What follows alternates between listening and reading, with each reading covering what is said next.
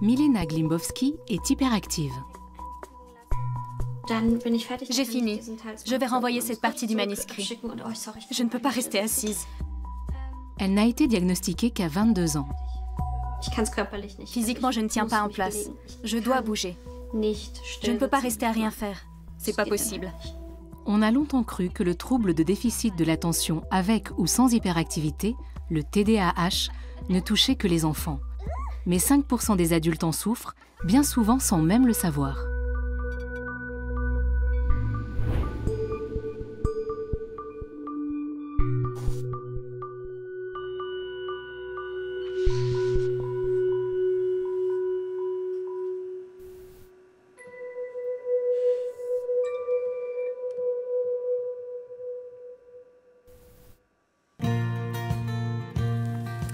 J'ai un TDAH, mais ça va.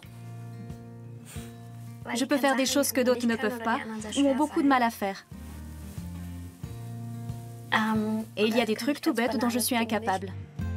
Milena vit à Eberswalde, au nord de Berlin. Elle sait depuis 10 ans qu'elle présente un trouble de déficit de l'attention avec hyperactivité. Avec mon TDAH, je suis accro à la dopamine et à l'adrénaline. J'adore avoir des succès rapides. Et ce n'est pas ce qui manque dans sa vie.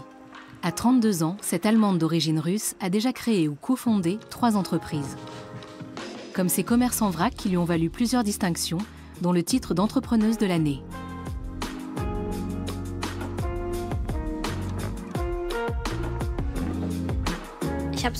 Je fais figure d'exception. Je suis issue de l'immigration. Ma famille vivait du revenu minimum et pourtant j'ai réussi à m'installer à mon compte et à en vivre. J'ai trouvé ma voie, ce qui est génial. J'ai eu énormément de chance et j'ai été très soutenue. Mais il y a peut-être aussi une part de talent. Pendant 8 ans, les affaires ont bien tourné. Jusqu'à la pandémie de coronavirus qui a mené l'entreprise à la faillite. Mais Milena a su immédiatement rebondir. Sa devise ? Foncez. C'est dans cet état d'esprit que j'ai créé mes entreprises et que je me suis lancée dans mes activités annexes. On apprend de ses erreurs. Un échec, c'est pas grave. La jeune femme s'attaque déjà à son prochain projet, un livre sur la crise climatique. Je ne suis pas scientifique, je n'ai même pas de diplôme universitaire.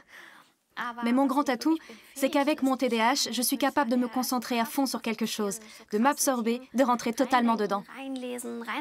L'hyperconcentration, c'est le fait de pouvoir se plonger dans un sujet et de zapper tout le reste, d'oublier de manger et de boire. L'idée que les gens atteints de TDAH sont incapables de se concentrer est un mythe complètement faux. On peut focaliser son attention, mais seulement quand on veut. Malgré tout, Milena commet sans cesse des erreurs. Merde. J'ai complètement oublié cette source. C'est une faute d'inattention typique. À l'école, j'en faisais énormément. Un autre effet du TDAH, c'est que, par exemple, le livre aurait dû sortir en mars. Mais je n'ai pas tenu les 2 premiers délais parce que je n'arrivais pas à gérer mon emploi du temps. J'ai vraiment sous-estimé le travail que ça représentait. Ces difficultés que tout le monde connaît sont bien plus fréquentes chez les personnes ayant un TDAH. Milena doit apprendre à structurer son quotidien. Rendez-vous, événements de l'agenda, il faut que je note tout. Dans mon portable, je dois créer une alerte pour me rappeler que j'ai une visioconférence. Je ne peux pas me fier à mon cerveau, à ma mémoire. Si je le note pas, j'oublie.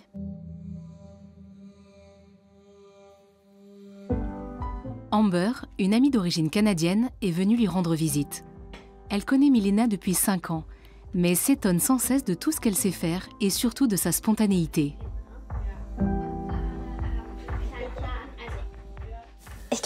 J'aimerais réaménager la cuisine. Ça te dit? Ça ira vite. Aujourd'hui? Maintenant? Maintenant. C'est du Milena tout craché. Il n'y a que toi pour sortir une idée comme ça, de but en blanc. J'ai envie d'une plus belle cuisine, ok? Ok, je suis là pour toi. Ça marche. Elle est peut-être déçue de voir qu'il y a si peu de gens qui s'emballent tout de suite pour quelque chose, comme elle. La plupart diront « Non, aujourd'hui, je ne peux pas. J'ai ci ou ça à faire, pas avant la semaine prochaine. » Mais pour Milena, la semaine prochaine, c'est dans un an. Je n'arrive vraiment pas à comprendre comment elle peut mener autant de projets de front. Pour moi, ce serait trop dur de gérer tout ça en même temps.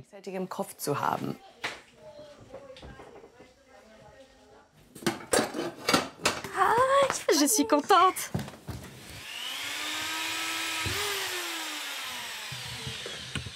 Je voulais me dépêcher pour qu'on puisse boire un café. Il fallait faire vite et voilà le résultat. Ce qu'il y a de bien avec le TDAH, c'est que je me plante souvent. Mais je suis tellement créative que je trouve toujours une bonne solution.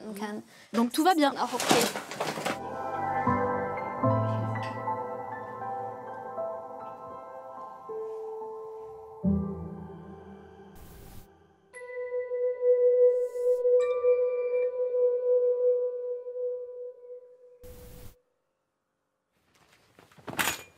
Ceci est un rappel. Lève-toi et prends ton médicament. Samantha Brown présente elle aussi un TDAH. Elle a réaménagé toute sa maison et le matin, un appareil lui rappelle automatiquement de prendre ses médicaments. Et puis, elle a accroché partout des listes de tâches à effectuer chaque jour. C'est indispensable au bon déroulement de sa vie quotidienne. Ça paraît ridicule, mais le fait d'avoir une décision à prendre peut me paralyser. Je ne peux pas bouger de la journée, je suis au lit et je ne sais pas quoi faire.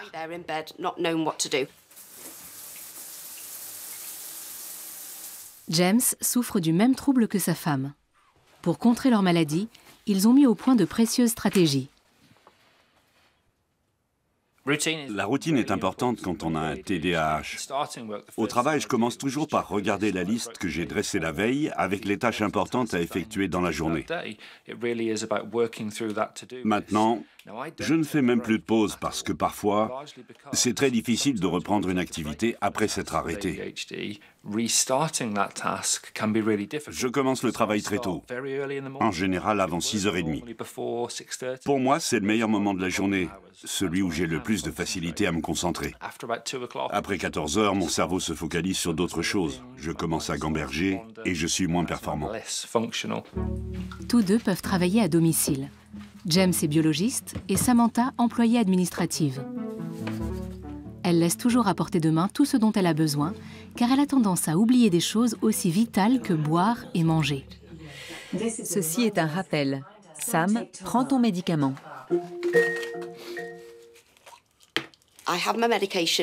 Mes médicaments sont dans un flacon doté d'un minuteur. Comme ça, je peux vérifier quand je l'ai ouvert pour la dernière fois. Il faut quand même préciser que ça ne marche pas toujours. C'est assez courant chez les personnes avec un TDAH.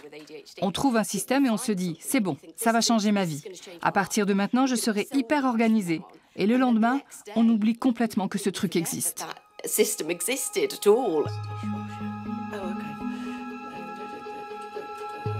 Samantha a trouvé un moyen de décompresser lorsque le système ne fonctionne pas et qu'elle se sent dépassée.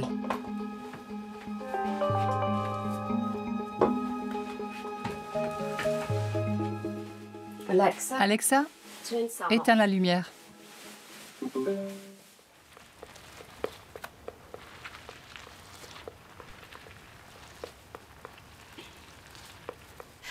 Parfois, je n'en peux vraiment plus. Alors j'allume ces lumières et je prends un peu de temps pour moi. Ça m'aide à déconnecter et à me calmer. C'est très important d'avoir cet espace pour moi. Toutes les personnes atteintes de TDAH n'ont pas ça. Moi, si. Milena a un fils de 4 ans. Elle s'est séparée récemment du père. Elle a la garde de Karl 1 semaine sur 2 et doit sans cesse se rappeler qu'elle est responsable de lui. Ne tombe pas. Je vais ramasser quelques cailloux. Je dois bien penser à garder un œil sur lui, parce qu'avec les canards, les oiseaux et tout le reste, il y a énormément de stimuli. C'est comme si je recevais toutes les informations en même temps, sans avoir de filtre. Il faut vraiment que je me concentre pour ne pas me laisser distraire, ni oublier de surveiller mon fils. Tourne-le et tiens-le comme ça, loin de toi, pour ne pas te couper un doigt. Voilà. Là, je dois faire attention à lui. Je ne peux pas faire autre chose, même si ça m'ennuie de passer mon temps à le regarder. Tu t'es fait mal? Non?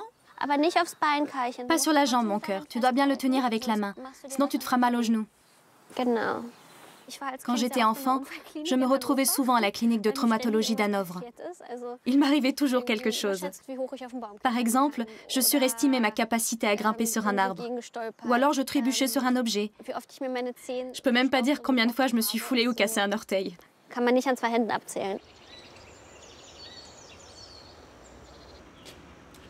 Sa mère, Lyudmila Glimbowski, s'en souvient bien.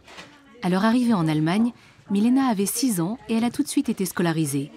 Elle ne parlait pas allemand, mais a vite appris. À l'époque déjà, ses parents voyaient bien qu'elle s'ennuyait rapidement, mais ils n'imaginaient pas qu'elle puisse présenter un TDAH.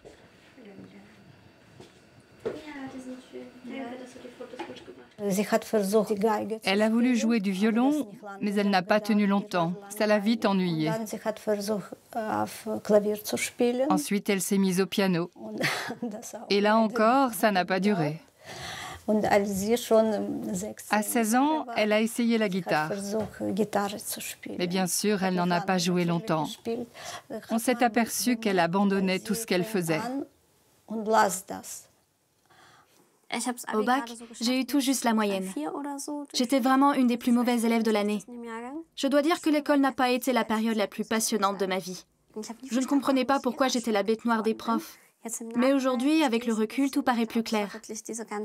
C'est sûrement à cause de mon TDAH que je me levais en classe, que je perturbais le cours, que je distrayais les autres élèves, que je changeais de sujet, que je parlais tout le temps. C'était usant. Le TDAH peut être héréditaire. Milena espère que son fils n'en souffrira pas et qu'il aura une scolarité plus facile qu'elle. Dans sa jeunesse, elle se sentait exclue, jusqu'au jour où des amis ont émis l'hypothèse qu'elle présentait peut-être un trouble de déficit de l'attention. Elle a vu alors le médecin. Le diagnostic a été vraiment un choc. J'ai ressenti une grande tristesse et en même temps, j'étais en colère qu'on ne me l'ait pas détecté plus tôt. Toutes ces erreurs, ces bourdes, ces gaffes que je faisais avec les autres au travail, pendant ma formation, à l'école. J'avais beau essayer, j'ai des limites et c'est dû au TDAH. Si je l'avais su dans l'enfance ou du moins à l'adolescence, ma scolarité aurait été beaucoup plus simple. Peut-être que j'aurais même pu déjà prendre des médicaments à l'époque. Les premières années après le diagnostic, la Ritaline l'a aidé à être plus structurée. Mais cela entravait sa créativité et modifiait sa personnalité. Ma sœur disait qu'elle ne m'aimait pas quand je prenais des cachets, parce qu'après j'étais trop normale. Aujourd'hui, Milena n'a recours à la Ritaline que de manière exceptionnelle. En revanche, elle a régulièrement besoin de médicaments contre la dépression.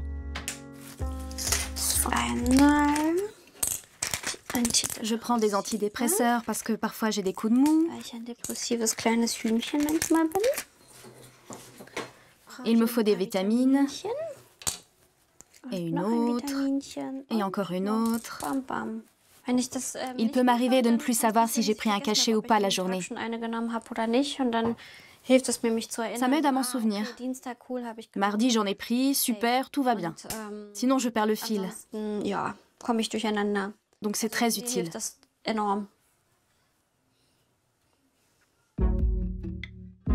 Samantha et James, de Birmingham, étaient mariés depuis plus de 10 ans lorsqu'ils ont été diagnostiqués.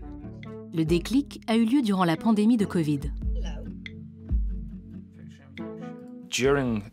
Pendant le premier ou le deuxième confinement, comme je passais la journée entière dans la même pièce à effectuer les mêmes tâches, tous les symptômes du TDAH se sont aggravés au point de se répercuter sur ma santé mentale. C'est à ce moment-là qu'on a compris que je devais me faire examiner. J'étais au plus mal. Beaucoup de gens ont remarqué qu'il y avait un problème. Aujourd'hui, le couple anime un podcast pour soutenir d'autres personnes dans le même cas. Bonjour et bienvenue dans le podcast sur le TDAH chez l'adulte. Je m'appelle James Brown, je suis jusqu'à preuve du contraire un homme et comme toujours, le docteur Alex Conner est avec nous. Bonjour. Salut Sam. Salut, comment ça va? Cette semaine, on parle du TDAH chez les hommes et les femmes. C'est une maladie qui fait toujours l'objet de nombreux préjugés. Le TDAH, est stigmatisé socialement.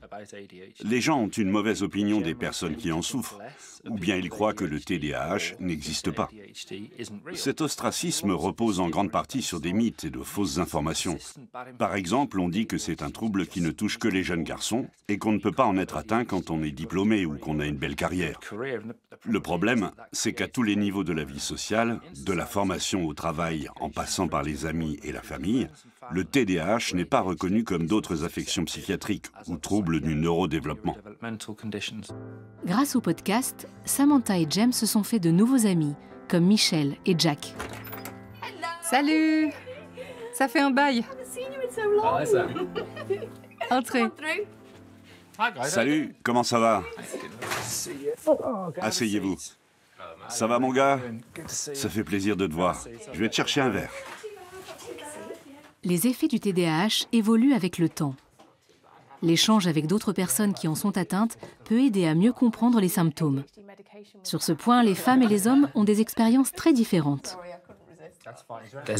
Certains éléments indiquent que le TDAH ne touche pas les deux sexes de la même manière. D'abord, les femmes ont tendance à se reprocher leurs failles et à se répéter que tout est leur faute. Elles sont aussi plus sujettes aux troubles de l'humeur et à l'anxiété. Les hommes, eux, sont plus enclins à consommer de la drogue, par exemple. Peut-être qu'on pourrait en discuter. Tout le monde savait que j'avais un problème. Simplement, j'ignorais ce que c'était. J'avais des épisodes dépressifs, je n'arrivais pas à gérer ma colère, et je souffrais d'addiction. J'entends dire que certaines personnes ne sont pas conscientes d'aller mal. Ce n'était pas du tout mon cas. C'était tellement évident que j'avais un problème. Tout le monde le voyait bien. Mais j'imagine que pour vous deux, c'était un peu différent. Oui, toute ma vie, j'ai été traitée pour anxiété et dépression, et j'ai pris des antidépresseurs. Maintenant, j'ai pu décrocher et je suis soignée pour troubles de déficit de l'attention. Je crois que le problème était justement un TDAH non traité, plutôt que l'anxiété et la dépression. Enfant, j'étais vraiment hyperactive. Je me rappelle qu'à la crèche, on me battait parce que j'étais trop bruyante et surexcitée. Les filles n'ont pas le droit de courir partout ni de se comporter comme de mauvais garçons. Alors, j'ai commencé à intérioriser tout ça et à m'isoler. Du coup, on a dit que j'étais tête en l'air. À l'extérieur, j'étais calme, mais à l'intérieur, j'étais encore plus agitée qu'avant. Je ne sais pas si ça a été pareil pour toi, mais beaucoup de femmes font part de la même expérience. Je pense que les filles sont conditionnées depuis la naissance pour ne pas courir et rester calmement assises. Moins je suis active physiquement, plus mon cerveau bouillonne.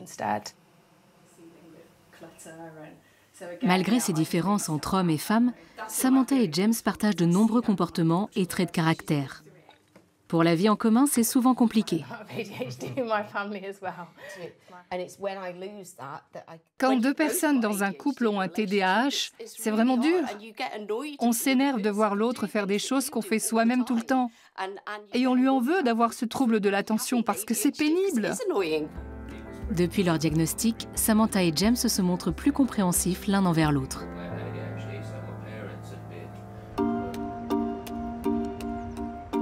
Dans cet hôpital de Hambourg, le docteur Daniel Schöttle propose des consultations aux adultes ayant un TDAH. Comme Samantha et James, Julia et André Plouskois en sont tous deux atteints. Ils sont en couple depuis 4 ans et demi. Avant le traitement, ils étaient irascibles et agressifs. Comme bien d'autres, André a consommé de la drogue pour rendre la maladie plus supportable.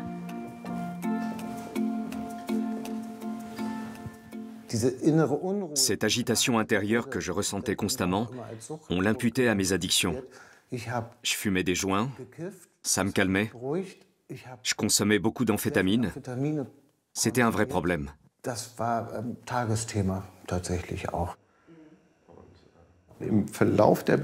Au cours de votre relation, est-ce que vous vous êtes dit tous les deux que vous souffriez peut-être d'un TDAH? J'avais de plus en plus d'accès de colère. Ça a été un élément essentiel qui nous a mis la puce à l'oreille. On avait des affrontements très durs. André l'a d'ailleurs très bien formulé. Tu es ma première adversaire sérieuse. L'un comme l'autre, on ne lâchait rien. On voulait se battre jusqu'au bout. C'était épuisant. Il y avait de nombreuses frictions. Énormément. Parfois même tous les jours. C'était éprouvant pour les nerfs. Mais on voulait tous les deux s'accrocher à notre couple, parce qu'on avait un lien très fort. Comment avez-vous réagi au traitement? Ça a été vraiment extraordinaire, surtout les premiers jours. J'étais plus détendu, plus ordonné, plus calme. Je m'emportais moins facilement. Et je pense qu'aujourd'hui encore, sans médication, je ne serais pas capable de faire mon travail. Je dois dire que les médicaments ont changé ma vie. La première fois que j'ai pris la voiture après avoir commencé le traitement, ça a été très impressionnant. Je me suis demandé comment on pouvait être aussi concentré au volant. Je ne sais pas comment j'ai pu conduire pendant 20 ans sans avoir d'accident. Dans le cas du TDAH, on part du principe, même si c'est un schéma simplifié, qu'il n'y a pas assez de dopamine dans les zones antérieures du cerveau. À l'aide d'un traitement médicamenteux, on tente de rétablir l'équilibre en augmentant la production de cette molécule du plaisir. Environ 3 à 7% des enfants et des adolescents présentent un trouble de déficit de l'attention. Mais près de 5% des adultes en souffrent également. Cette maladie se soigne avec la psychothérapie et la médication, ou la combinaison des deux. Milena a toutes les peines du monde à effectuer des tâches banales comme les travaux ménagers. En général, elle les remet à plus tard. Et quand elle s'y attaque enfin, elle perd vite patience. Laver les fenêtres, par exemple, ce n'est satisfaisant ni sur le plan intellectuel, ni sur le plan physique. L'ennui est une vraie torture pour les personnes avec un TDAH. Toutes les tâches routinières qui n'ont rien de divertissant et qui peuvent vite me saouler, je n'y arrive pas. Pourquoi je me donnerais du mal? Si les fenêtres sont sales, ce n'est pas la fin du monde. Milena a appris à prendre soin d'elle, à s'octroyer des espaces de liberté, à trouver un équilibre.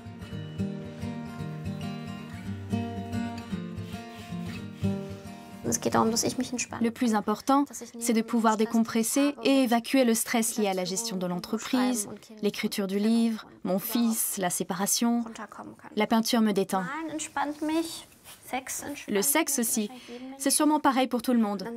Je ne pense plus à rien, ni aux tâches ménagères, ni à mon enfant. Quel enfant? Dans ces moments-là, je suis vraiment ailleurs.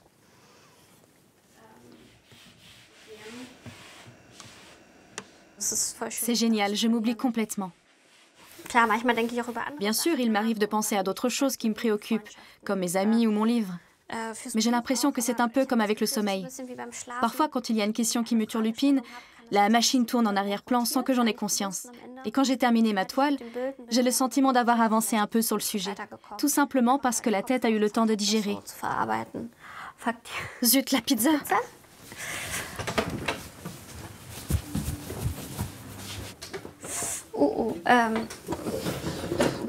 Où sont les maniques?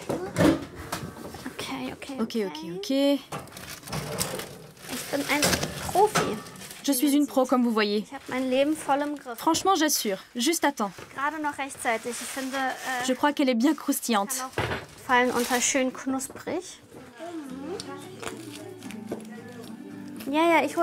C'est très mauvais de regarder la télé en mangeant.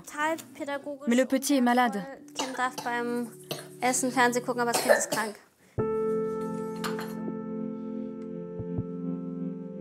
Depuis le départ de son ancien compagnon, Milena profite de sa liberté retrouvée. Elle utilise des sites de rencontres pour faire de nouvelles connaissances. Mais le TDAH a également des répercussions sur sa vie sentimentale.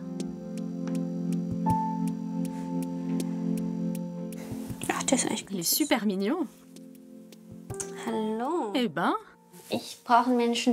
j'ai besoin de quelqu'un qui a un TDAH comme moi, parce qu'il ou elle comprendra mieux mes difficultés et mes défis au quotidien, et qu'on pourra s'entraider. Au début d'une relation, je suis très amoureuse et complètement focalisée sur mon ou ma partenaire. Je n'ai besoin de personne d'autre. Je ne crois pas que j'aurai le même compagnon ou la même compagne jusqu'à la fin de ma vie. C'est très peu probable. On peut trouver des arrangements à l'intérieur du couple. Ce qui me gêne, c'est qu'on trompe l'autre sans s'être mis d'accord au préalable. Ce n'est pas bien.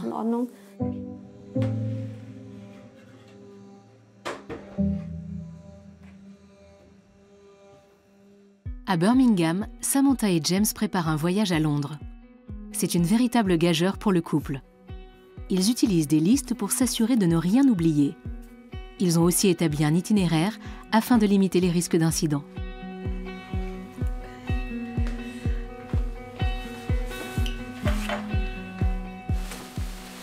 Tu as la liste? Je l'ai vérifié. J'ai l'itinéraire, non? À Londres, Samantha et James veulent partager leurs connaissances avec un public en chair et en os.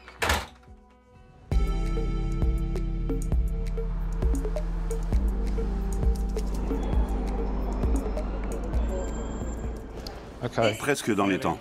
Il faut trouver un taxi. James, regarde! Il y en a un là-bas. Allez, concentre-toi, il y a un taxi là. Bonjour, au cinéma Genesis à Mile End. Tu as vu la tour? Allez. Depuis son lancement en 2021, le podcast du couple a été téléchargé plus d'1 million de fois. Mais ce soir, c'est la première rencontre physique. Et la première fois que Samantha monte sur scène. Je suis terrifiée. J'ai vraiment le trac. Sur scène, regarde-nous, Alex et moi. Ne t'occupe pas du public. Tu sais ce que tu as à dire et à quel moment tu dois intervenir. Franchement, dès que tu seras monté sur scène, tout ira tellement vite que tu oublieras ta peur et ton angoisse. J'ai l'impression qu'Alex et toi... Je vais pleurer. Ça va. Tout va bien. Alex et toi, vous êtes des experts. Qu'est-ce que je vais faire, moi? Quand tu parles de tes symptômes et de l'impact du TDAH sur ta vie, ça résonne chez les gens.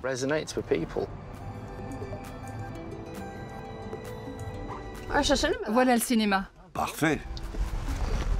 C'est sympa. Samantha et James arrivent à temps pour les tests sonores.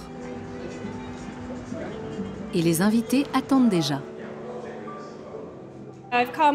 Je suis là parce que je suis neurodiverse. Je ne l'ai découvert qu'à la trentaine. J'aimerais savoir pourquoi mon cerveau se comporte aussi bizarrement et si d'autres personnes ont le même problème. On m'a diagnostiqué un TDAH il y a quelques années. Et depuis, j'ai essayé d'en apprendre le plus possible sur ce trouble. Ça a changé ma vie en bien comme en mal. Et je voudrais approfondir le sujet. En Grande-Bretagne, le TDAH est reconnu depuis 2000 comme une maladie et depuis 2008 comme une pathologie chez l'adulte. Bienvenue dans le premier et sans doute le dernier podcast live sur le TDAH chez les adultes. James, Samantha et leur ami Alex utilisent l'autodérision pour parler des difficultés qu'ils ont rencontrées.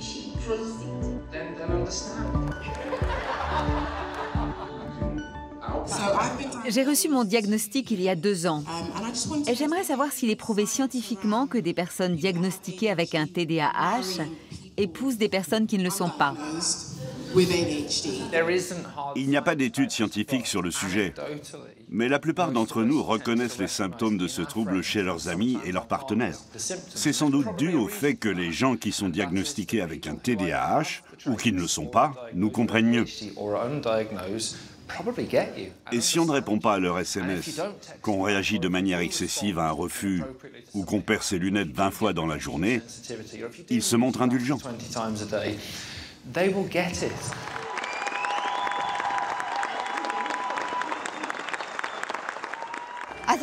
Ça s'est très bien passé.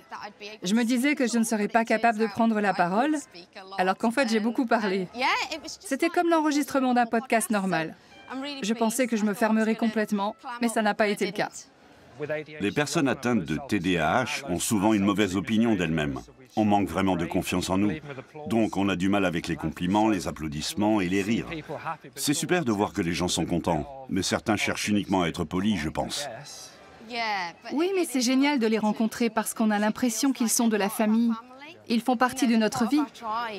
Et c'est formidable d'être dans une salle remplie de gens comme nous. Personne n'est jugé. Tout le monde peut enlever son masque et être soi-même. Quel bonheur!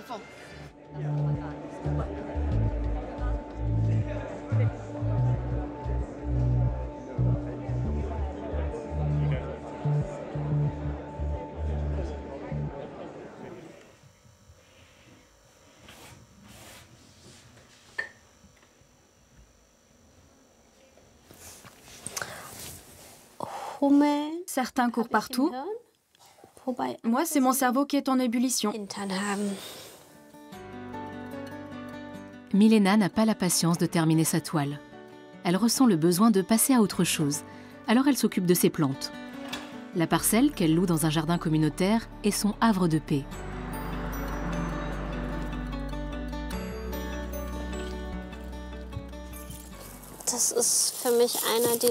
C'est un endroit où je peux vraiment me détendre. Enfin, je ne suis pas calme, je fais toujours quelque chose, mais ici, je ne pense pas au travail ni au reste. Mon cerveau peut déconnecter un peu. Une graine a quelque chose de magique. On la sème. Peu de temps après, on a une petite plante, puis une fleur ou un légume. Tout ce processus est fascinant. Ça me touche et me connecte à la terre. Les personnes comme Milena sont souvent vives, fébriles et spontanées, ce qui n'est pas facile à gérer pour l'entourage. Mais les côtoyer, c'est aussi vivre des expériences intenses.